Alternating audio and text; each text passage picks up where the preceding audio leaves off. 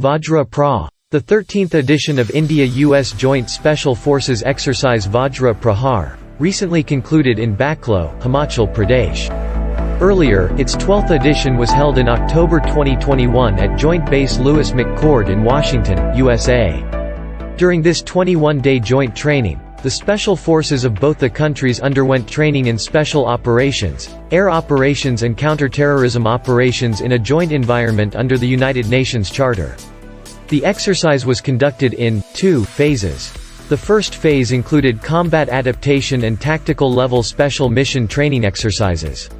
Under the second phase, 48 hours of verification of training received by both the parties has been included in the first phase.